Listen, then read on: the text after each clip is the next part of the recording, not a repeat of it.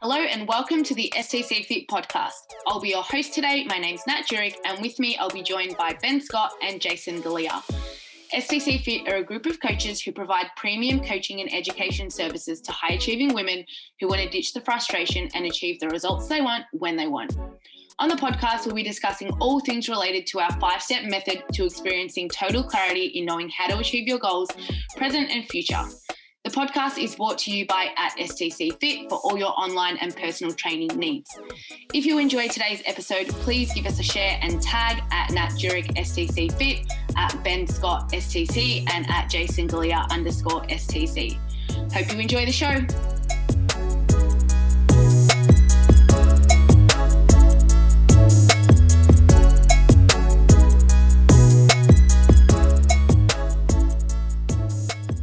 We're on. I still freak out because there's no Siri. Nat's mic's on. The recording sign is on. We are live with hopefully high quality audio. Fingers crossed. Sorry, Tam. That's not underwater this week. Oh my God. Well, we got there eventually. We'll see what happens next week. How are you, Nat?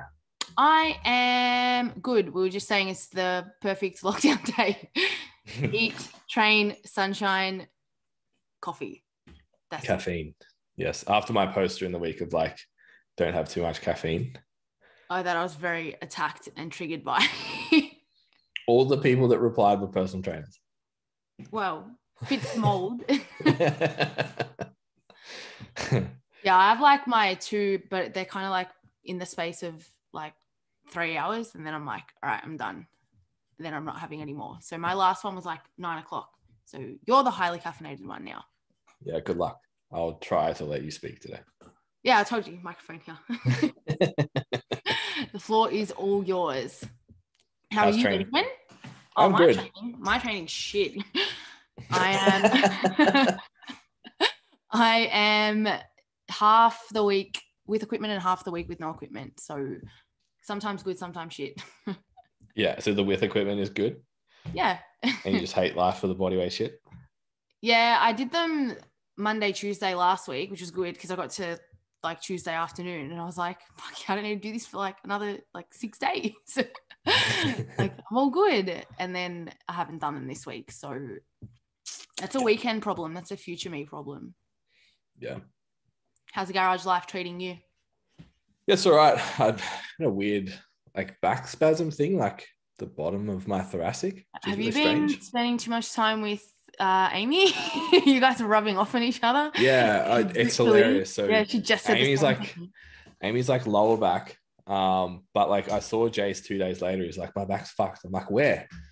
He literally exactly the same spot. I'm like, fuck, this is too much, Ben. Oh my God, Amy becoming the same person too much. Just messaged me and said the exact same thing. I'm like, what the fuck? Yeah, just life sitting down and doing fuck all. Hey, need to be really diligent with just movement in general, just getting up out of the chair, even doing a little bit of mobility stuff during the day. So yeah, I'm just, the training's still good, body fat's still coming down, everything's fine. I don't really have a deadline or anything on anything, so it hasn't really upset me like it would if I was injured in a prep. So yeah, it's fine. It's still fun. Are you still dieting? Enjoying it. Yeah, down 4.5 kilos from comp. Nice. So yeah, it slowed down a bit. I think the holiday period of just eating a little bit less and still having fuck it days and getting away with it has stopped. And I need to pay a little bit more attention now. That was literally me. I was like, listen to Jace. I'm like, we're setting the end date here. I was like, it's my birthday in 6 weeks and we're done. We're calling it there. So I was like, I just need to know when this finishes. Otherwise, I'm just not in it. I just don't care. Well, all the things that we sort of had scheduled have been pushed out. So we had a family photo shoot booked and a couple other bits and pieces that I sort of need to be lean for. But the wedding's been brought forward. So I'll maybe, I think when we get within 3 months of that, I'll be like, oh, fuck. Okay, time to go. Yeah, that's a worthwhile event to be shredding for. So yeah, I want to sort of have some cheekbones for that. and I haven't seen them for a couple of years, so we're gonna have to go looking.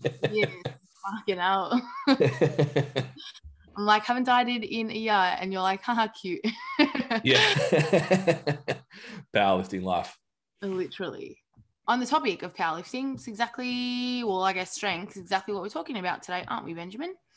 I set you up so well for that segue. Didn't you? Put that out there. Right into it.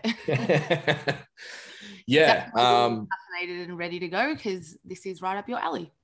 Yeah, this is obviously, for those who follow me as well or know me, strength is my favorite thing to talk about. Mm-hmm. So yeah, this will be a really fun episode. So I think we probably should start. Strength means a lot of things to a lot of different people. So today we're going to talk about, I guess, like, we talk about that confidence when you're walking into the gym, and a lot of people pursue that via strength. Like, we talked about my story in episode 19, I think, the big Bulletproof one. I'm just like getting sick of looking in the mirror every day and just wanted to pursue some other outlet, which just happened to be weight on the bar. So for even for myself, Nat, I think you were the same. It was just like, let's just do this for a bit, see how we go. And then you like it. And then it's like, oh, well, let's maybe do a comp, and starts to get down to singles and that kind of stuff. So for the context of today, when we talk about strength, we're primarily going to lean into the squat, bench, and deadlift being our metrics that we're measuring. It's pretty similar if you wanted to do other lifts, like if you need to be strong overhead or in either direction or anything like that. The principles remain the same, but our context of this episode is going to be being really good at the squat, bench, deadlift. Whether you're just a gym goer, weekend warrior kind of deal that places training in high importance and maybe just like going to test and hit some threes in the gym and see how much weight you can lift. Or if you want to go that next step and step on a platform somewhere in a safe environment and test what you're really capable of with a full peak and a single, a 1 rep max attempt. Wait. Okay, cool. So I guess like the starting point for that, it's kind of like the 4 adaptations that we're looking at in terms of like how we train it. So do you want to sort of start with that? I guess you did your 4 or 5, supposed to be 5, was 4 part. What was it? What do you call it? Just how to get stronger, I think it was. Yeah, series. That's the word I'm looking for. Series, getting stronger, which kind of like covered what we're looking at in terms of the bases that we need to cover. So that's probably a good place to start. Yeah. So people think of strength as like lifting really fucking heavy all the time.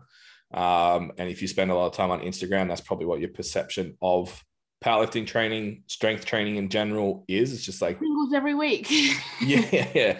Neck veins and eyes about to explode out of your face and stuff like that. It's not it is. It's not the right way to go. It's been used for a long time and people still do it. And don't get me wrong, people still get strong just training really heavy all the time. We obviously don't follow that method because we don't think it's the best method. So I'm comfortable to say that. So when it comes to producing your best lifts, be that a 3 or a 1 or whatever it is, or just generally improving your strength overall, there's 4 areas that we really need to get better at. So one of them is your skill. So as much as like if you're an Olympic lifter, you would laugh at us, but a squat, a bench press, and a deadlift has a technical demand to actually execute the movement. It's obviously nothing like as refined as maybe swinging a golf club or an Olympic lift or something like that, but there is a skill element to it. You can't just muscle things. If you're a smaller human, then that skill is actually even more important because like being a little bit out of position means like it punishes you a little bit more if you're not a massive unit that can kind of catch things and move them back.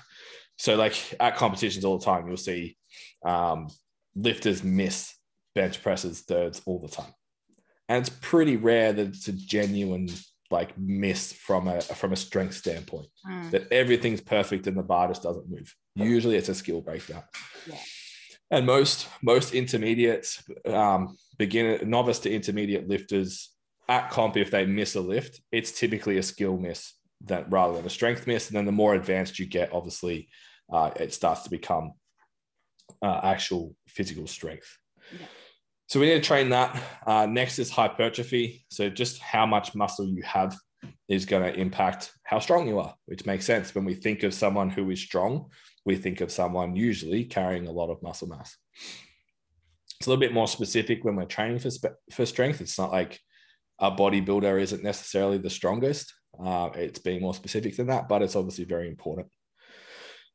The next one is kind of two that I just kind of placed into one, is force production and disinhibition. So it's your ability to actually create force within your muscles.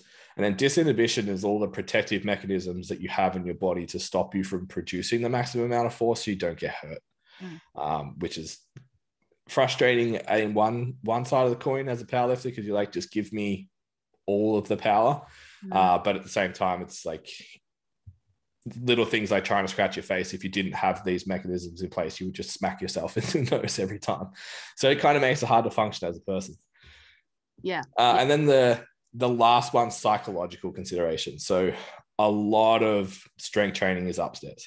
The most common one that's talked about heaps is like squat anxiety, like being able to get under a bar and squat a heavy load. Any heavy load that you have to feel that's new, that you haven't been exposed to, the injury rate for strength training and powerlifting compared to other sports is actually really, really low, because it's a fairly safe environment, all things considered. But it's still fucking scary when you unrack that load for the first time, and it's like, oh Jesus, this could do me some serious harm. Yeah, I think that's probably the biggest one, that like, because it's like not on the physical side of things, like everyone's like, what do I need to do to get stronger? Like physically, like in terms of programming and skill and the rest of it, like that actual headspace stuff is probably the one that gets like missed a lot, which I found out how important it is as well recently. So yeah, I think it's, I like that you put that in there as well. Yeah. And I think it's maybe one that's missed from a personalization programming standpoint. Like there's still personalization in the other ones in terms of maximizing things, but actually sitting down to write a program for someone, those psychological considerations are maybe one of the biggest ones. Just to get everything right to lead into the day. Like thinking about, like you mentioned, your comp where we didn't quite reach maybe your potential on the day. It's looking back and going, okay, what happened in the prep that we need to avoid next time? Was the 15-second deadlift, did that get in your head? You missed a couple of lifts here and there. Maybe we could pull back on the RPE so you come in fully confident. Like what do we need to change to have you the most confident coming in? Yeah, but I think it's like even just like systemizing that as well, like the psychological side of things. It's probably like we were talking about my last prep. I know that like prior to that, it was like clockwork every time I went into a deadlift. Like I just set up the same way. And then because the environment changed, I was training at your house and I was distracted by Indy all the time. I just didn't have a setup. And then that just like transferred onto obviously the day. And like, it's actually really interesting to see that play out too. Yeah, it's hilarious. She actually just walked into the office and laid down behind me, but she's like, she knows that I'm here. Don't let her hear my voice. She'll just like run to the front door and start barking. Yeah, she'll be a pest. Yeah, so I think to continue the rest of the conversation, so we'll unpack what those adaptations are, so you can start to think about how you would apply them in a session, in a week, in a program, and then in your entire training block of 3 to 6 months. We're going to talk about percentages a little bit. So if you're unfamiliar with percentage-based loading, essentially what it means is the percentage of your 1 rep max. Now, if you've tested before, like Nat and I have, we know what our 1 rep max is because we did it at comp. But I don't know what my 1 rep max for a bicep curl is, because I've never trained for it. I never will train for it. And like it's counterintuitive to do that. So percentage loads, sometimes people will use them to give a guide in terms of rep ranges as well. So when you hear a percentage load, it just means roughly how heavy it's going to be. And then we'll look at Today we'll talk about rep and reserve, so your proximity to failure, which you guys have talked about on the podcast before. It's just like how hard the set is, how close you are to actually failing. So if we take those two things into consideration, we can then figure out, well, as a percentage, how many reps would I actually need to do to train that adaptation? And that's a really usable skill going into the gym. So there's a couple of different models. If you just Google like percentage to reps, if you literally just search that, that's all I did. You'll find, and just go into images, you'll find heaps of tables of all the variations. They're all pretty much the same. To give you an idea, obviously 100 is going to be 1. 2 is roughly 95, 3 is 90-ish. 4, somewhere between 85 and 90.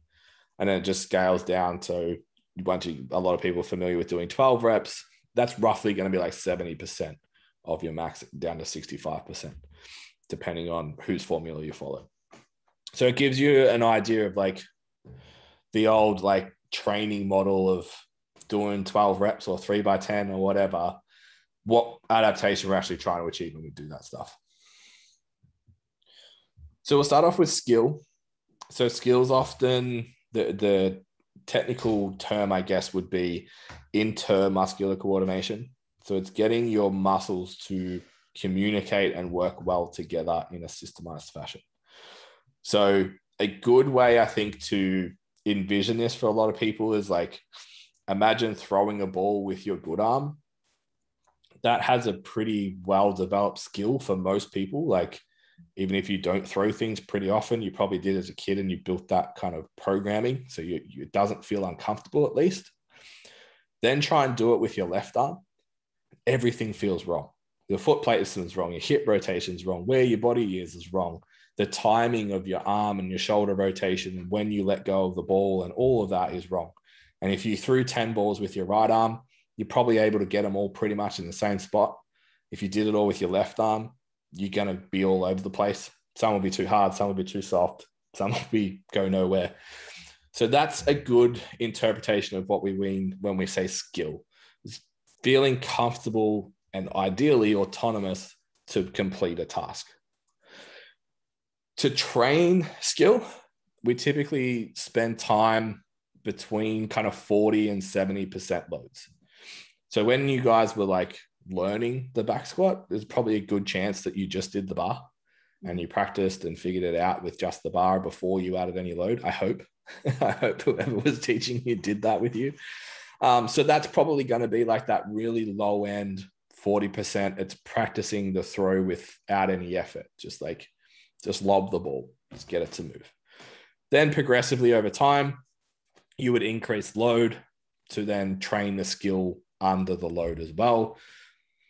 The trick with skilling and getting it right with skill adaptations is it's very sensitive to fatigue. So it's important to identify in your program when you've decided to do something for a skill improvement intent, because it's sensitive to fatigue. And if we start doing shit reps, we're reinforcing bad movement patterns. So typically with a skill-based movement, max a sort of rep and reserve of 4. So we're not really in that fatigue state yet.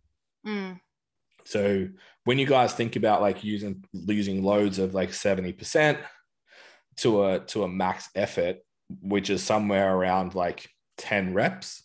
So say you're practicing your squats, really, if you're keeping a rep and reserve of 4, it's maybe 6. At a very light load, it's a 6 reps at a load you could do for 10, and just keeping it nice and comfortable and getting really, really good at the movement. Yeah, I think the biggest thing that stands out with skill in what you just said is having specific like points in your program that are designed to do that. Something like what stands out when you say that, and something that you hear a lot is like I'm doing my program today or whatever, lifting X amount of weight, I'm just dropping the weight back today so I can focus on skill, or like today I'm just focusing on technique. And it's like, yeah, and it's like, well, you know, when we have that already input into the program and we've already got like a plan there designed to specifically address that component of what you need to do, then we can focus on actually moving weight where we want to move weight and focus on the skill where we want to focus on the skill. So you're going to get a better, well-rounded result when you're being intentional with that. Because like then you hear something like that and you're like, well, what's the fucking point? That makes no sense. Yeah. And there's a few different applications of skill as well. Like when you're a newbie to the gym and you're doing that like empty barbell skill development work to practice how to squat or how to bench or whatever, that's one part. As you get proficient with the movement, typically there's little bits and pieces of it that we still need to train. So let's say, like, for example, your favorite thing, which is the deficit deadlifts. So Nat has a tendency to hinge out of her squat and lose her upper back a little bit. So when it comes to programming for the deadlift, is I want to train the skill of you maintaining that upright chest position and using leg drive off the floor rather than pulling the thing off the ground. So I want to train that in different areas, not just doing the deadlift, because the deadlift's quite taxing. You're pretty strong now. If we do that every day, you're going to get beat up. Whereas if you just had 5 kilo bumpers on, you could do that every day of the week and be sweet. So there's a transition period from a novice or from a beginner to maybe a novice intermediate where we start to target skill on a more specific level. So in that situation, we're adding a deficit deadlift to train that skill. So that's important to consider. And then coming into like off season type of thing, I know when gyms were open, you were still following kind of like a strength focused program, and it was how do we maintain skill. So it was like, let's use a variation of the primary lift that gives you enough carryover to still be good at it when we're ready to go back. Yeah. So if you and I, you've obviously had access to equipment. If you and I were to go back into the gym in 2 weeks, you would be way closer to your potential from a skill output than I am, because I haven't done any of them. I haven't barely touched a barbell since competition. So maintaining skill in the off season is another consideration. Maybe you've got a squat at the start of your session that, again, is just like sixes at a weight you could do 10 for really comfortably and just cruising through that. Yeah, probably a good time to also like direct you guys to the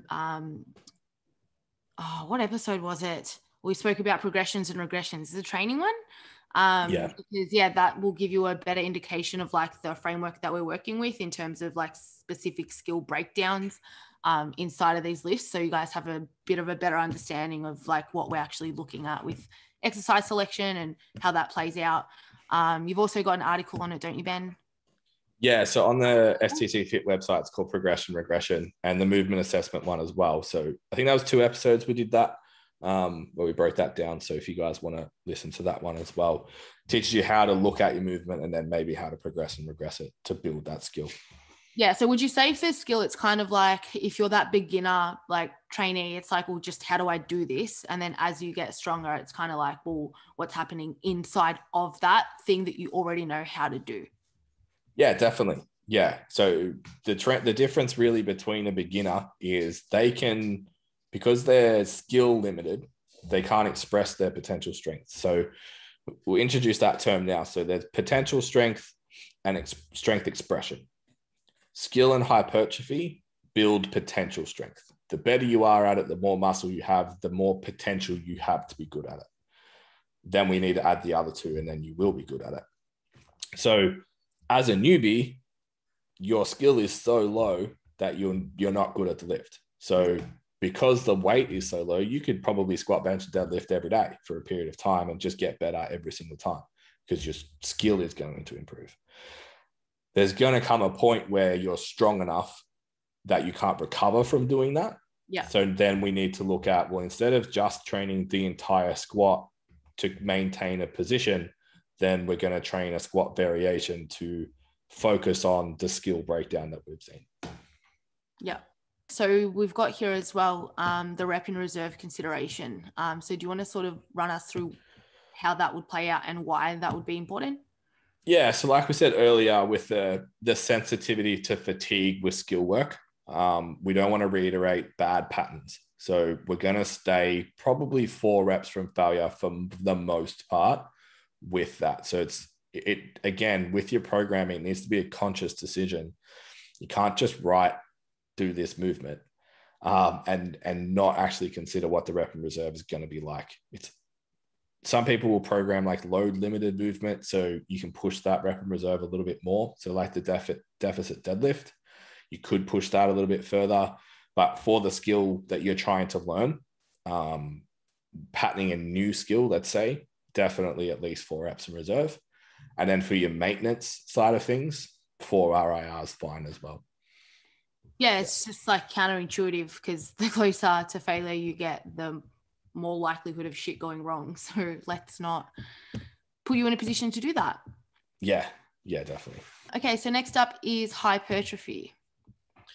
Yeah, so again, keeping in terms of that like potential strength, the size of a muscle when we get to the force production, it'll make even more sense. But we sort of intuitively know a big person tends to be pretty strong most of the time. There's a few outliers, but most of the time, if someone's strong, they carry a lot of muscle mass. Now, I think of this in like a flow chart from the top, where you just have like, say like body part specific hypertrophy. So if you're a bodybuilder, you're like, I want to build the lat. You would program my lat. I would build a program a certain way to achieve that. Then I would just have like overall hypertrophy, which would just be, I just want to get bigger everywhere. The same as you would train extra for your back is you would train extra for hypertrophy for strength and the movements that you want to build strength in. So we put ourselves in positions where it's going to carry over to our main lifts and then train with a hypertrophy intent to create that change. So I think that's where kind of people get a little bit lost. They think, I actually had a consult a couple of weeks ago with a guy coming off powerlifting block, moving into hypertrophy. And it was like, when are you going back to powerlifting? You want to get in shape? That's cool. Do you want to get in shape and build muscle to be a better powerlifter, or just to look good with your shirt off? Yeah. Because there's a different approach to those two things. With a strength hypertrophy focused, every single thing that you program should contribute to you being a better powerlifter or a better strength athlete.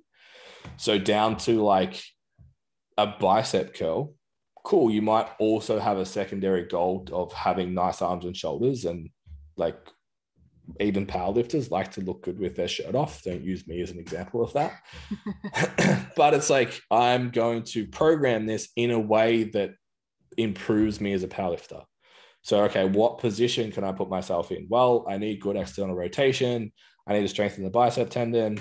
Maybe I'll do like a recline supinated curl, put that area under load, bulletproof me a little bit from injury, and achieve that secondary goal of looking a little bit nicer in a singlet. So that lens of this is to become a better strength athlete is really important. So yeah, as I mentioned, like big muscle means more potential for strength. So the bigger the muscle, the more force it can produce. Again, we're creating that potential so we can train the force later on. Hypertrophy takes a really long time. So does skill. If you think about like, you didn't just get under the bar, do 5 reps and be good at it. Takes a really long time to develop skill.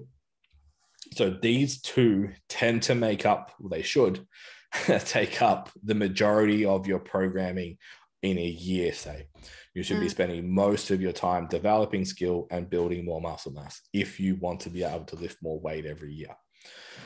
There's an old, it's proven-ish. It's a bit of a wives' tale, and obviously so independently variable with so many different influences. But the 3 kilo per year lean muscle mass is kind of seems to be fairly accurate for most people. So if you can put on 3 kilos every year and maintain the same body fat, you're doing pretty well for a natural athlete. Obviously, it's faster in your first year, and then obviously slowing down after that. And we need to fine tune things a little bit more to continue to make that progress, and to the point where sometimes maybe you won't. Most people will never reach that phase. But it's just a little guide to think like, if you want to go up a weight class, for example, understanding that in 12 months, you're probably only going to put on 3 kilos of really usable muscle if you're, a natural athlete. So it's definitely a consideration there. Yeah, I know. Go now. I was going to say, I know you just said that like both of these things should take up majority of the year. Would you say that it's probably the two things that get missed the most as well? Like, especially for the person who just wants to get stronger. It's just like, I just do triples every 12 weeks, or like I test every 6 months or whatever. And it's like, this whole element is completely being missed, from what I can see most of the time anyway. Yeah, definitely. There's a culture within particularly powerlifting, less maybe someone who wants to get strong for a sport. They tend to look at things from a strength and conditioning standpoint rather than just a strength standpoint. So yeah, you'll see, I don't know if Instagram made it worse because I wasn't involved with strength training pre-Instagram, but it's like, put the triple up, get a bunch of likes. Awesome. I'll keep doing it. It sort of lends a little bit that way. And obviously just like your personal ego that you're dealing with as well. It's like, so for example, like what did you deadlift PB in the garage before comp? 140. And what were you pulling deficit deadlifts 3 weeks after comp? 90. Yeah. So there's that element of like, but I can fucking lift 140. Why am I doing 90 kilos? Yeah. I also think it's a misinterpretation. Like, we talk a lot about specificity. And I think that people can take that one step too far, where they're like, well, I want to get good at doing singles or doing triples or being strong, expressing strength, as we say.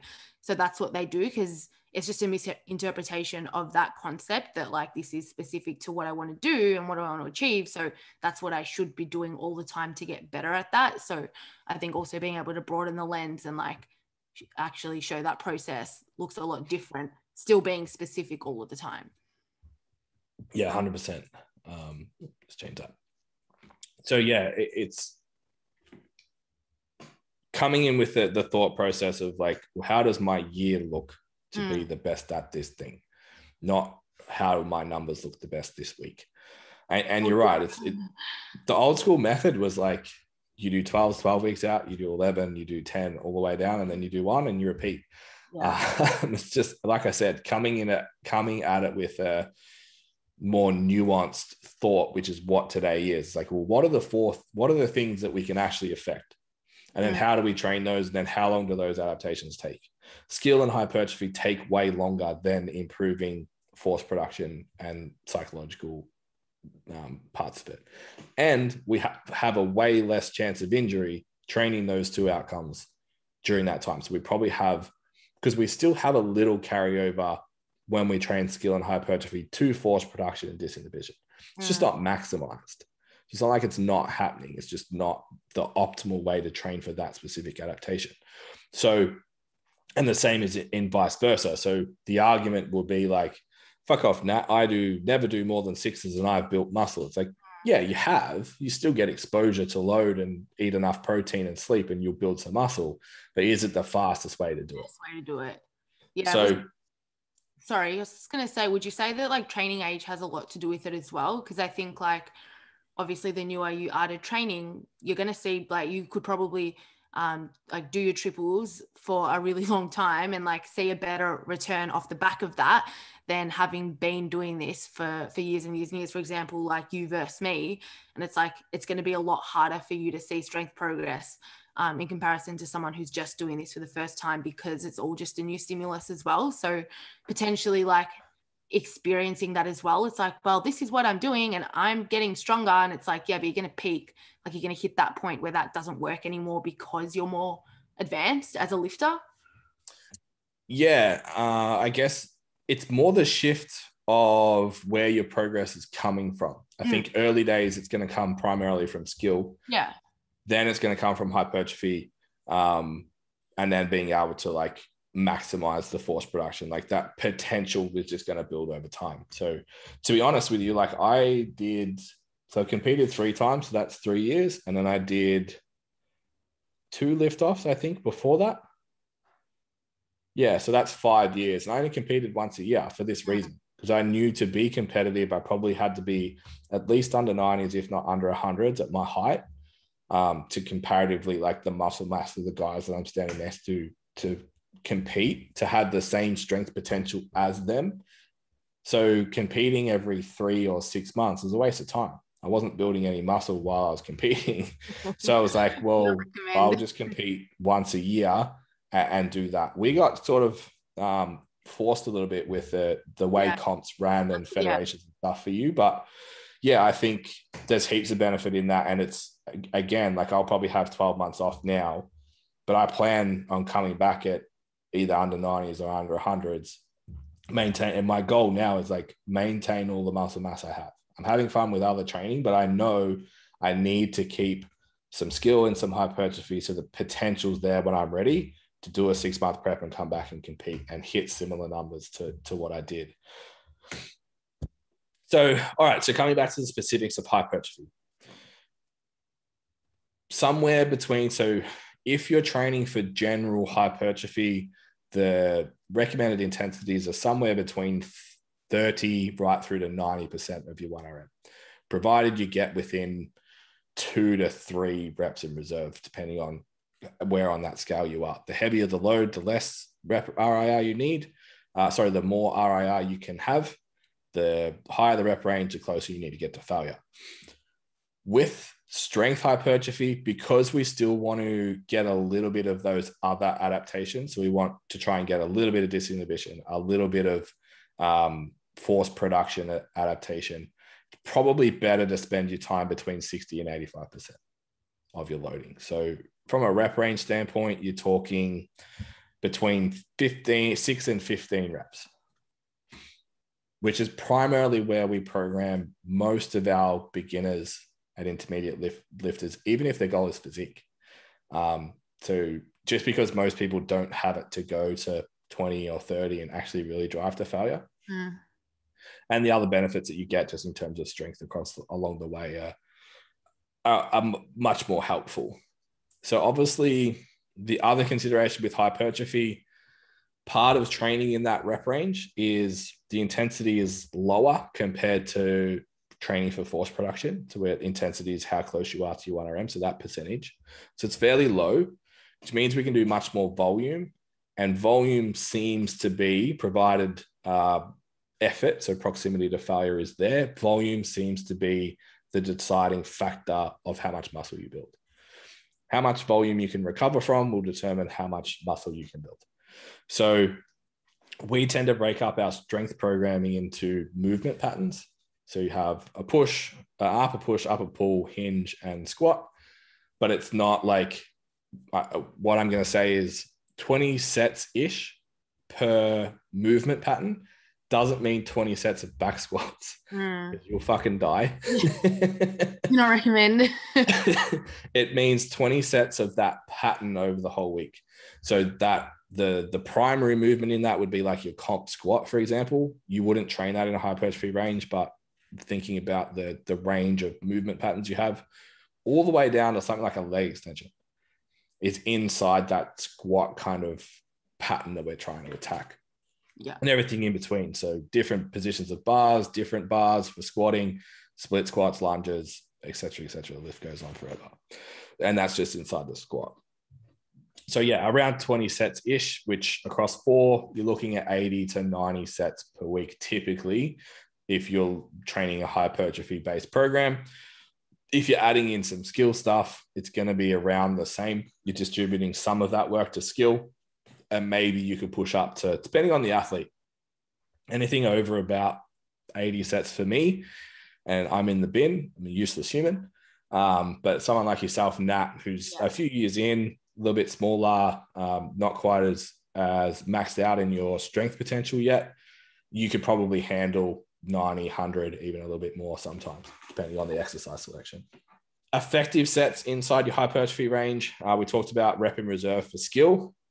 Hypertrophy is the opposite. Again, why it's so important to decide why you're doing an exercise to then apply into your programming. So skill, we wanted to stop with 4 reps in reserve.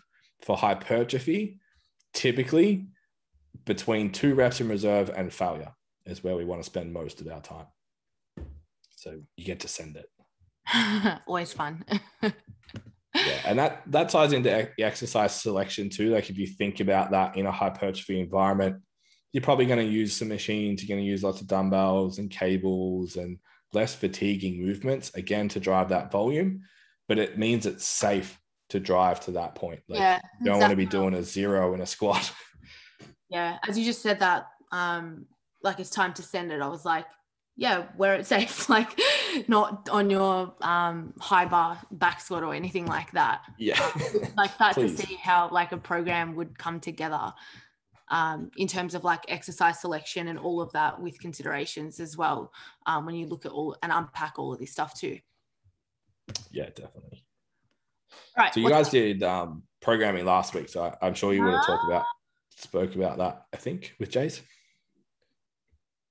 Yes, it was.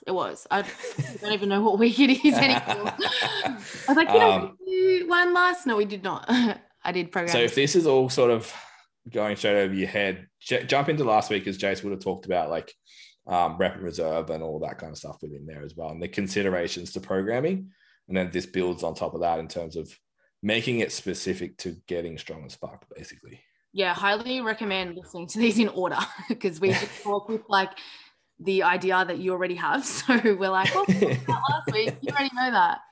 Yeah. Look, I'm trying to make it standalone, but it'll be easier if you've done the other one, if you're new to the information anyway. Yeah. All right. So second last adaptation consideration. Again, like I said, it's 2 in 1, really. It's force production and disinhibition.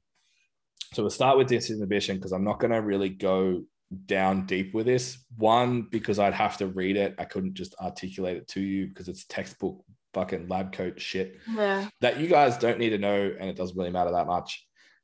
Essentially, walking away from this, all you need to know is there's mechanisms in the body that sense danger when it comes to producing force that limit how much force you can produce.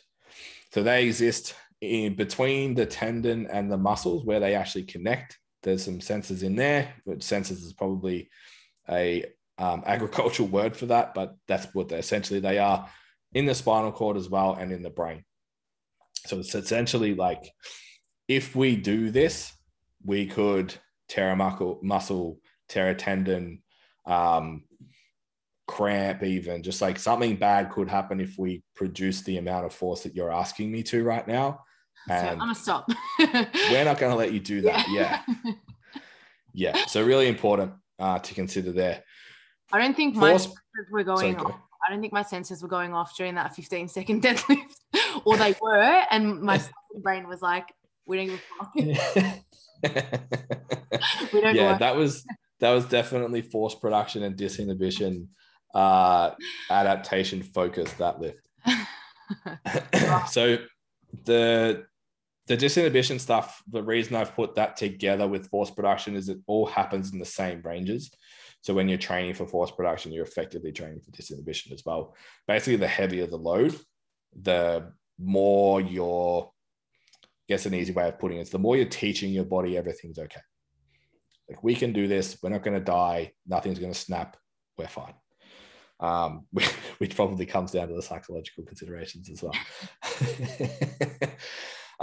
Force production itself. So to understand this, we need to know what a motor unit is. Motor unit's basically like the part of a muscle that sends the signal that tells it to do shit. So if you think about like the bicep, and you think about like having a straight arm, and then you want to bend your arm up towards your face to at the elbow, there's motor units inside that muscle that send a signal to the muscle itself to contract, and that pulls those two joints, or pulls that joint, the muscles across the joint together. So we can affect how they behave. When we affect how they behave, that's how we improve how much force we can effectively produce. So there's 3 different things that happen. So you've got synchronization. So imagine you've got all these little motor units through, just keep that bicep image in your mind.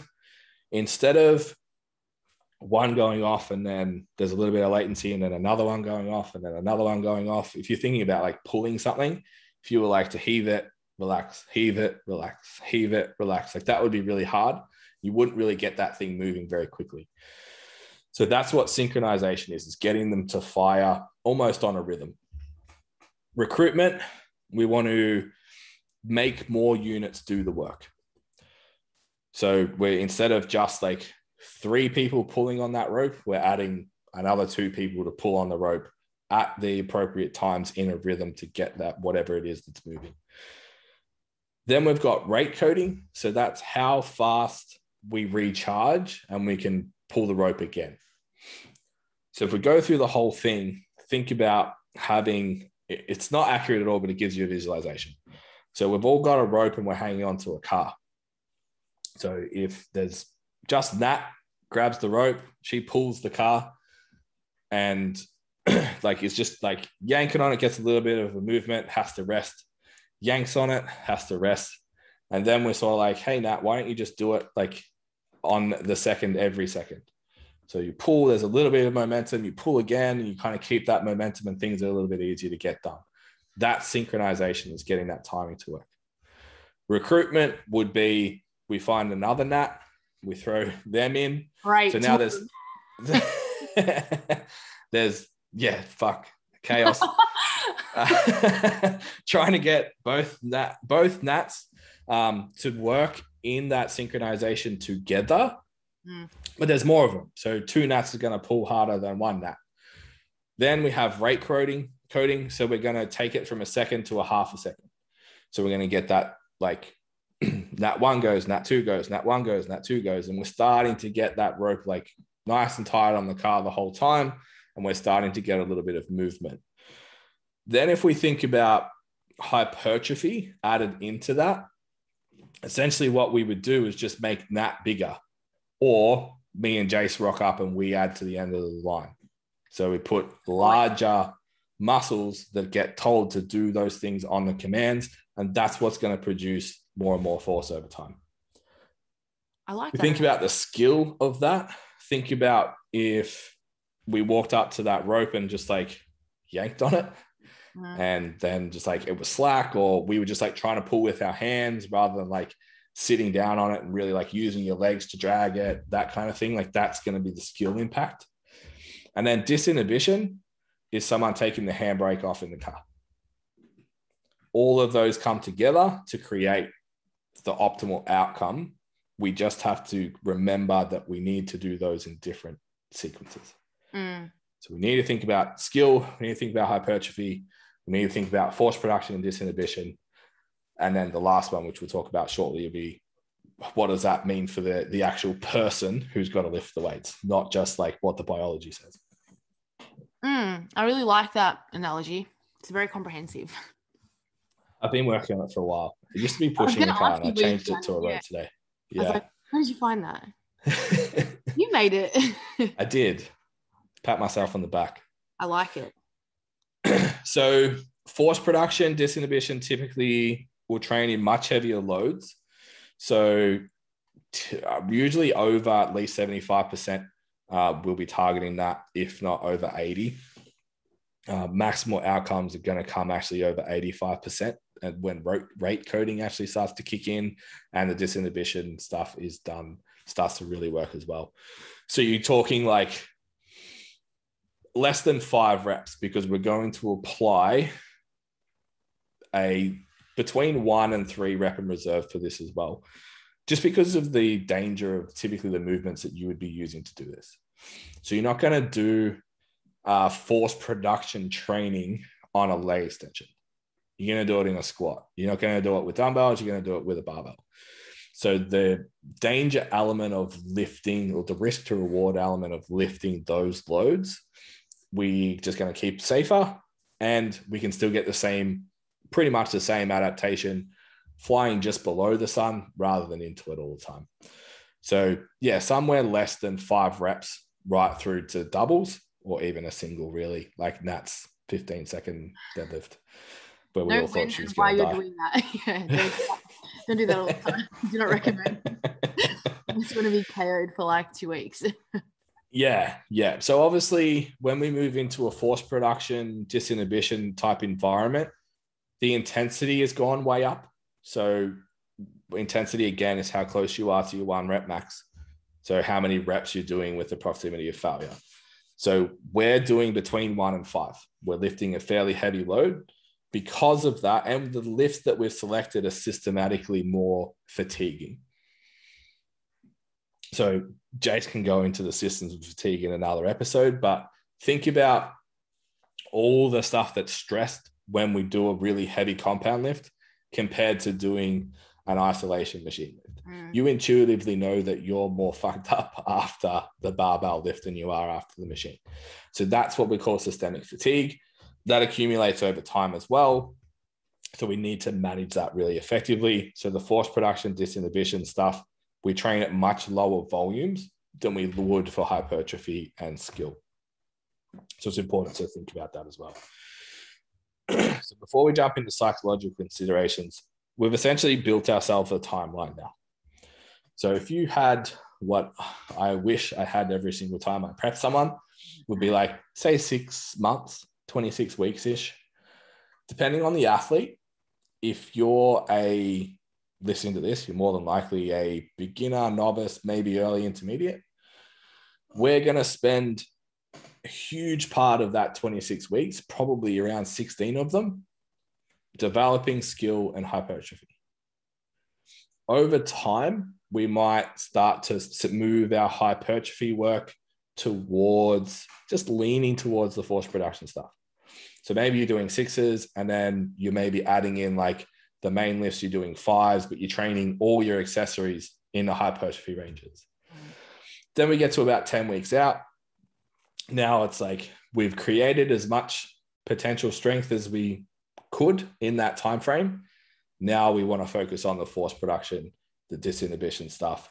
So then we start dropping down 5s into 3s, into doubles, into singles as we come into the meet.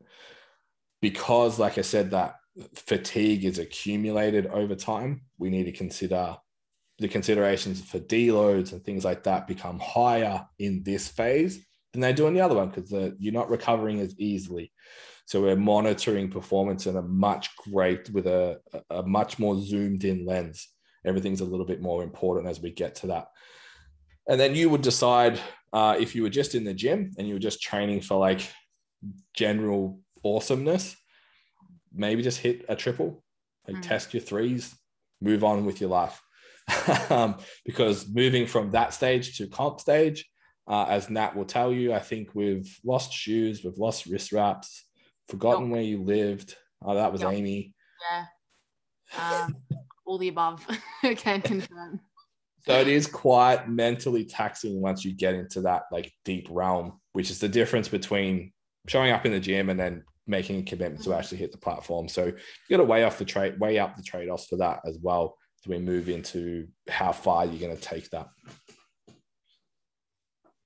Do you want to just give maybe an insight into how long have we been going for? Still got a bit of time. A bit of an insight into how you feel as an athlete. Skill, hypertrophy phases into that force production phase, what you've experienced. Yeah, I think like even talking to clients who are going down that route of like, you know, maybe doing the lift off or something, like it's probably the first thing that we talk about. And I'm like, you know, we've got to be prepared for what's going to come, because I think we've spoken about it before, that it's like people talk about the fatigue stuff and like the actual subjective feeling or like recovery side of things with being in a deficit and like the side effects that happen with like, you know, prolonged dieting, and people aren't maybe aware of like the flip side of that, of what happens like at the tail end of like a strength program or like a peak or something like that. I think like the biggest thing for me was just like the brain fog and like the just overall fatigue and like just mentally, like, yeah, physically like feeling tired and stuff, which I guess like at some point, like you do feel when you're just training in general, it's like, you know, you start to push the boundaries, maybe it's the last week of your program or whatever, and you're like, yeah, I'm sore or I'm tired or whatever. But I think like the mental side of things, like the brain fog and just like not actually being able to like put sentences together, is probably like the thing that kind of stands out that you don't expect, that people don't expect to come with like doing anything physical, I guess. It's like, oh, well, why would this impact like my brain? And it's like, yeah, it definitely does. So that was probably like the biggest shock to me. And then coming out of that, like going into a peak and then going out of that, you're just like, holy fuck, like I feel like a new person after like, a week of going back into a recovery block or something. Like you're just miles from where you were. So like you literally do go down like a fucking dark hole sometimes. Yeah, I think that physique comparison is really valuable because I think most people understand that's hard. But like if you tell someone like you're doing a bodybuilding competition, they're like, oh fuck, like, oh, that's so hard. And you like tell people that you're just doing 9 reps at a powerlifting meet, they're like, oh yeah, so you just train. It's like, no, we've gone beyond training at that point. This is different. We did an episode on should women do powerlifting with yourself and Amy a while ago. We unpacked it, and it's like most people, and this goes the same with body composition, right? Most people can get in athletic levels of body fat given a long enough time frame without too much impact on your life. Yeah, you're going to be a little bit hungry. You're going to be a little bit sore from training. You have to be dedicated, et cetera, et cetera. Like you need that lifestyle built around it, but it doesn't like get messy. Then, okay, now we're going to go from that to subathletic body fat levels and maybe like a photo shoot or bikini pageant or bikini show or something like that. It's like now we need to go to a place that's probably not about health anymore. It's purely about quote unquote performance, which in bodybuilding is how you look. So we're going to have to do some things that maybe move away from the healthiest method. When it comes to powerlifting, it's the same. You can get really fucking strong at triples without too much impact on your life. Build it up, test it, move on.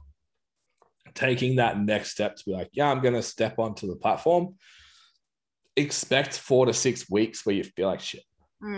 Like understand that it's a sport now. It's not training. And I think people say all the time, it's one of my biggest pet peeves. It's like training is the sport for powerlifting. It's like, we've just shown it's not. You don't go to the fucking gym and do 9 reps and go home. Yeah. That's not it. It's like saying football training is the same as playing football on the weekend. It's not. You do drills, you do running, you work on cardio, you work on skills, like you work on game plans.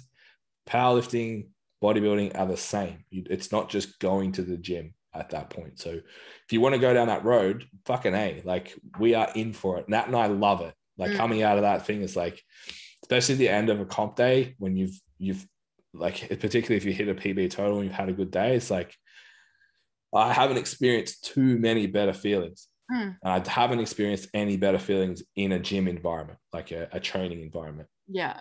So the reward is 100% there, but the reward comes because shit's hard. Getting to that point. Yeah. I think like we spoke about people doing like, or being overly specific with like, let's do singles all the time. And we're like, that's probably like a really shit way to try and get better at being stronger. But also like when I hear that, the first thing I think of is like, you're either fucked all the time or you're not actually working to your true potential, because if you're not fucked all the time, then this is kind of pointless, because you should be if that's what you're doing. Like that's the first thing I think of. I'm like, if that's what you're doing all the time, like good luck to you, because that's not worth it. So I think that outside of just like the result thing of like just getting stronger, it's like, how are you recovering? Like, how do you feel all the time? Because I know that like that, like I've done 3 comps now in 18 months or whatever it was. And it's like, I don't want to do that for a long time now, because that was really hard. And like, I need a break. I need a rest. So it's like, if you're doing that all the time, like, yeah, you're either not doing it properly or there's a better way, because you can't just function like that for months on end. Yeah. All right. So we'll jump into the psychological considerations, which it goes both ways, right? The psychological considerations in the skill and hypertrophy block are going to be, you're going to think you're weak. And that's really fucking hard, particularly when you value training and you maybe value how strong you are as something of importance. And now all of a sudden you're doing 80 sets a week instead of 40. You're doing lift variations. You're doing different rep ranges. Everything is in a totally different spot. You've detrained maybe your force production a little bit to try and focus on skill and hypertrophy. And you're like, fuck, man, I did 140 for a single and now I'm lifting 90. This is not it. Like, I'm not enjoying this at all. I'm pretty sure I was like, am I doing something wrong? This is supposed to be like this way. You're like, yeah. I'm like, okay. Yeah, I did it with the safety bar squats. Yeah. Squat, like my first week, I think we were doing sixes. I did like fucking like 80 or 90 kilos. I squatted 200 a comp, and like that was like well under what it should have been. I was like, oh, fuck me. Like, yeah, it's like I'm a beginner again. So there is that consideration. And realistically, that's probably why people been doing this stuff, because it's like, it hurts your feelings, man. I just want to be strong. Yeah. So being disciplined with that and just understanding to have like a wide range, a wide view of how things are going to work, particularly if you're programming for yourself and you can just change shit whenever you want, or at least have a coach who's willing to be like, remember the long-term plan, remember why we're doing this. Yeah, this is exactly, the conversation. Like a client stands out who was, I think the first time around we wanted to do the lift off, or no, she was going to do a comp or something. And then we had to pull back. I think something happened with like COVID, and go back to like a strength hypertrophy block. And she was like, why am I doing this shit? Like, I don't want to fucking do this, like crack the shits. And I was like, listen, like, let's broaden the lens and zoom out and actually think about why this would be helpful in 3 months' time. And she was like, okay, I'll do it. So I think that's important as well. Yeah. And it's taking the little wins in that stuff as well. Like, particularly the stronger you get, the more fridge-like you become from strength training, like without much training variety and variation. So like just being able to like, I don't know, for me, it's like, I can scratch my back again. That's really cool. Like just little shit. My arm above my head. Yeah. So there is other benefits, just more so from a lifestyle standpoint. Like, hey, I can walk the dog the full lap of my neighborhood. I don't have to go home because my feet hurt. I did like, so there's definitely benefits there. And it's just understanding what you're working on and those times. Obviously a healthier, we said when you get to that pointy end, we have to sacrifice focusing on health. The better your health status can be when you get to that point, the better you recover and the better you handle it throughout that. So that means, yes, powerlifters, doing some fucking cardio will actually make you feel better, and you'll perform better when you get to comp. You don't have to still be doing it 3 weeks out. You might still want to, but doing it for the 16 weeks that you're not in prep will actually make you a better athlete for the 10 weeks you are. So then we come into the force production time. So when we're starting to get into those heavy loads, and I think I'll just handball over to you for that, like how important confidence is and focus and, or like you mentioned routines at the start of the episode, like how important all of that stuff is coming into the peak. Yeah, I think you probably don't realize how important it is until you don't do it. Well, like that was my experience anyway, where I just naturally fell into this pattern just because everything else was so like systemized. Like with training, I would go to the same gym, train, it's like, you know, do the same shit, same equipment, record, like literally put the phone in the same position to record all the time, knew where I would walk out from. Like it was all just so streamlined. So then I never really thought about it. It was just like, this is just what I like. This is just how it happens. And then all of the comps were the same. Like we were hanging out the back, walked out to the bar and like just did the same thing on repeat. And it's like unintentionally that was interrupted because, you know, obviously I was training with you and like there were other people and like there was a dog and like the environment was different and I didn't know where I would start, where I would finish. And I didn't have like a step-by-step process because like every day was just different. Sometimes you were in the gym, sometimes you weren't in the gym, sometimes I was by myself, sometimes I loaded the bar, sometimes you did it for me. Like there was just no routine. And it's blows my mind, like how much that impacts like just your headspace and what you're thinking about, like how you're psychologically approaching that lift. And yeah, like I didn't have that system to follow, and like every single rep was different. Like I just didn't know what I was doing, didn't even consider it. And then like sure enough, comp day happens, and it was my head that like got in the way of not only like the deadlift, but like all of the lifts, like even like bench press. So I think like that really hi Indy that goes a long way in terms of like building confidence, because you just, like we talk about like bulletproofing everything else, it's like you just know what to do, you're an autopilot, and that comes with like another added level of confidence as well, that like if you don't have, it can really start to play with how you perform on the day, and like, you know, during training as well. Like I'm sure at certain points you throughout that prep like could have performed better on certain lifts or whatnot had I have had a more systemized approach to like going into that lift. Yeah, I think one of the things that I underestimated the importance of when I heard it, I was just like, oh yeah, that makes sense, I'll do that. Was from a coach that I worked with for my first comp, in like a mentoring prescription. He was just like, go out to some different gyms once a week, once a fortnight, just go train somewhere different, train somewhere uncomfortable, train like with plates, train with shit racks, train with good racks, don't squat in the same rack every single week. Like just create variety, but perfect your own routine. So yeah. I can, I haven't done sorry, go. I was going to say, it's funny you say that, because that's what I did prior to us going in lockdown. Every Sunday, like I would drive like halfway around Melbourne just to go to like random gyms and shit, and never had that issue. But like it's that same thing, like the actual process, like once I was set up in your place, it was like there was still no process, but in all the other gyms, like I was still doing the same thing. Yeah, I think you need to, from the second you think I'm going to lift, that needs to be honed. If you're going to compete, that needs to be the same every single time you do it. I know I take my deadlift setup is like 2 steps onto the platform. I'm always going to have space to do that at comp. So I don't take 5 if I'm in a bigger gym. It's always 2 steps onto the platform. Stand up, breathe, right hand goes to the bar first, left hand goes to the bar. Then I usually shake the bar around a little bit. If it's heavy, sit down into lift and go. My squat one's fucking stupid. I wrote it out one day and it was like, I was trying to make an Instagram post and I ran out of caption space. Oh my God. Because it's like where I put my finger, how I step in, where the bar goes, what adjustments I do, how I pick the bar up, how I step out, what I think about it in the initial descent, what I think about it in the hole, what I think about racking it, like all of those things. I could list exactly what I do now, having not done them for 8 weeks. Because the other part of that is like mental rehearsal.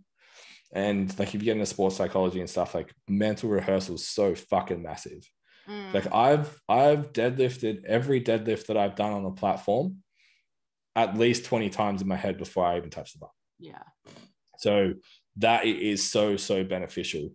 From a programming standpoint, you need to give the lifter an opportunity to build those. So when we talk about like that switch at 10 weeks out, we need to get you confident and competent under a heavy load. So when you've been doing high bar squats and like for 8 reps, it's like, yeah, it's pretty comfy. It's like the last rep's a little bit slow, but I'm not going to die. It's okay. Compared to stepping out a, say, 8 RPE single rep, it's like that shit feels heavy. And you need to be comfortable with what that weight feels like on your back, in your hands, for whatever lift it is when it happens. You can see it at every single comp, third attempts.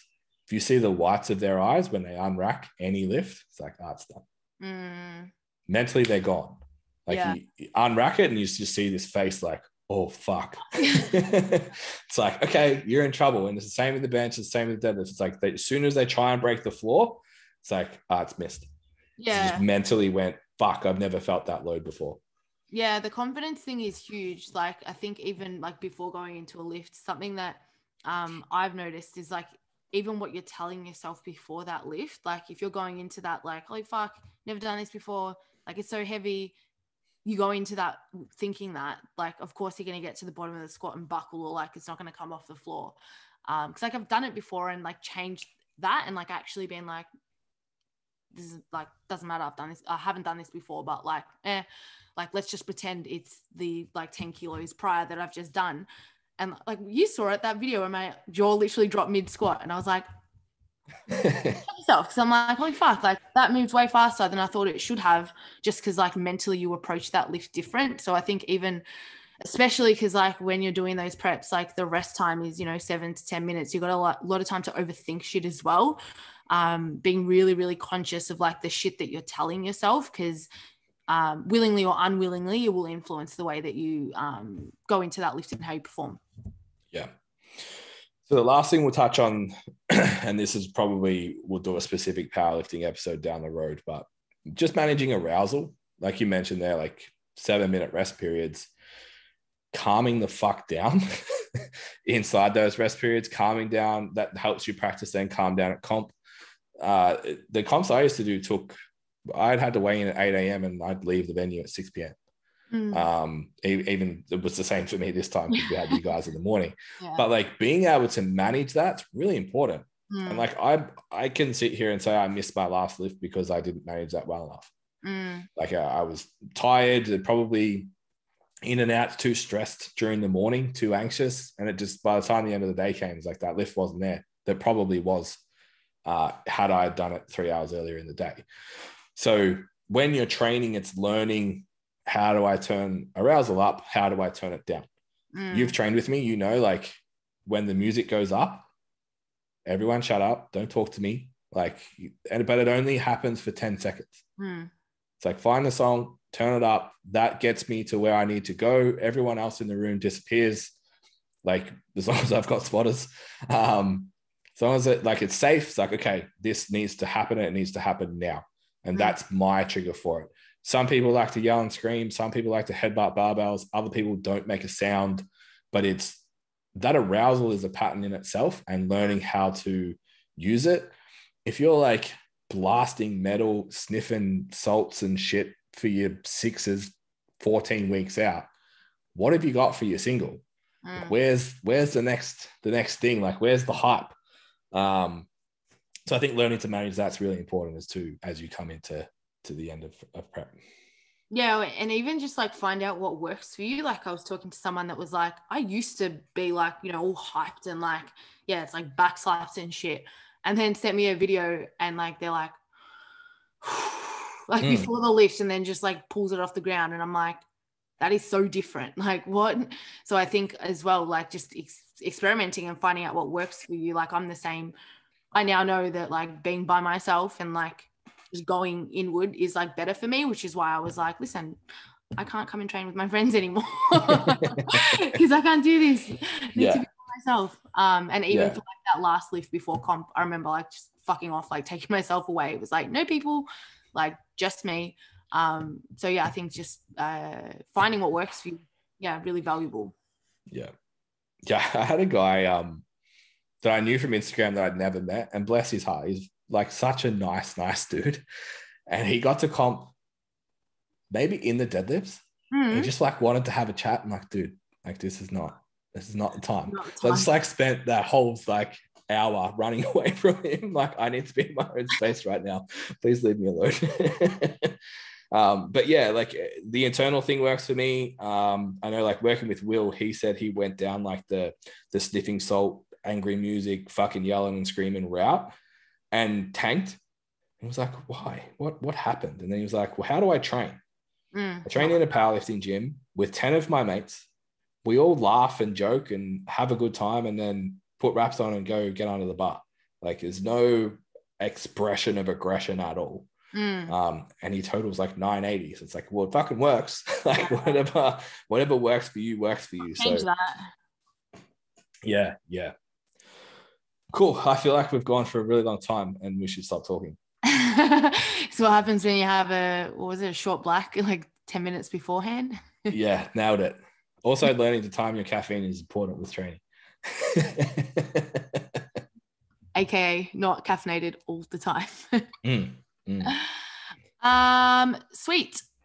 Yeah, so if a lot of this like goes over your head and you guys are kind of like, well, like this is a lot, go back to the previous episodes that we mentioned. So it'll literally just be the ones prior. I think it's probably like the last 3 that are like training and movement based, so that they'll cover most bases. Your articles will also be like written format if you guys like prefer to, you know, intake your information that way. Are they on Medium, Ben, or on the website? Just on the website. So just find it through the Instagram page. Sweet. If you guys found this episode valuable, please take a screenshot and share. You can tag at STCfit, at NatJuric STCfit, and at BenScott_SC. Is that right? No underscore, but yes. Tell us about the seminar too. Yes. So next week, yes, so this will be released on Friday. So next Thursday, which will be the 16th, I think. 16th of September, we'll be hosting the next STCfit webinar, which will be phasing the diet to look good naked. So we'll take you guys through all the considerations and framework, setting yourself up for a fat loss phase in a really successful manner. Also, if you guys haven't yet gone onto it, we also have the Lean and Strong Blueprint available for you guys now as well. So this is 8 weeks of training, programming, and nutrition all put together for you guys, with resources there for you to be able to personalize it for yourselves alongside an education platform, so you know exactly what to do and why. So super comprehensive, something I wish that I had once upon a time. So yeah, jump on it. You guys can just head to the link in the bio on the STCfit Instagram, and you'll find everything over there.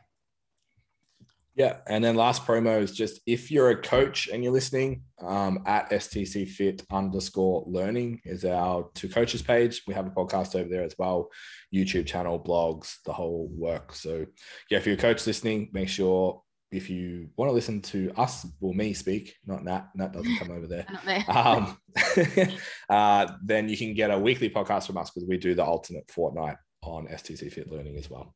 Yes. Sweet. All right, we'll see you guys next fortnight. Bye.